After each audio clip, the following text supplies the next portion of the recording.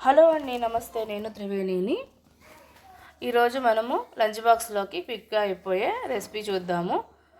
అదేంటంటే పన్నీర్ రైస్. దీనికోసం ముందుగా బాండీలో ఒక పావు స్పూన్ నెయ్యి వేసేసుకొని సన్నగా కట్ చేసి పెట్టుకున్న పన్నీర్ ముక్కల్ని వేయించుకొని గోల్డెన్ కలర్ వచ్చే వరకు వేయించేసి పక్కకు తీసుకుందాము.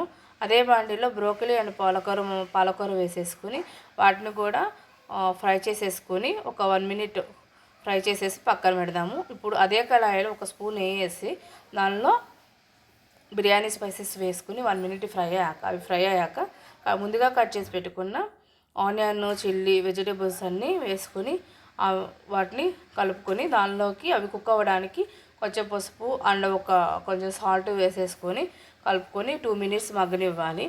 తర్వాత దానిలోకి మన స్పైసీనెస్కి తగ్గట్టుగా కారము, అలాగే జీలకర్ర పొడి, ధనియాల పొడి వేసేసుకొని ఆ మసాలాలన్నీ కలిసేలాగా కలుపుకోవాలి.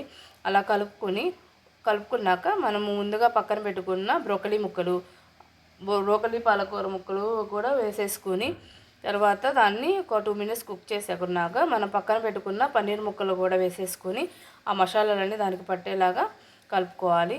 తర్వాత దానిలోకి మనం ముందుగా కుక్ చేసి పెట్టుకున్న రైస్ వేసేసుకుని రైస్ని హై ఫ్లేమ్ మీద కలుపుకుంటూ ఉండాలి.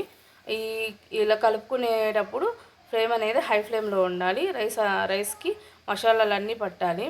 మసాలాలు పట్టే విధంగా కలుపుకోవాలి. తర్వాత దానిలో కొంచెం మిరియాల పొడి, నిమ్మకాయ రసం పిండుకొని ఒకసారి మళ్ళీ అలా మొత్తం కలిపేసుకొని లాస్ట్గా కొత్తిమీర వేసేసుకుని రైస్ మొత్తాన్ని కలుపుకొని స్టవ్ ఆఫ్ చేసేసుకుంటే వేడివేడిగా మనకు పన్నీర్ రైస్ రెడీ అయిపోతుంది. మీకు ఒక 10 మినిట్స్ కన్నా ఎక్కువ టైం పట్టదు. వీడియో నచ్చితే please like and subscribe and share it. Thank you for watching.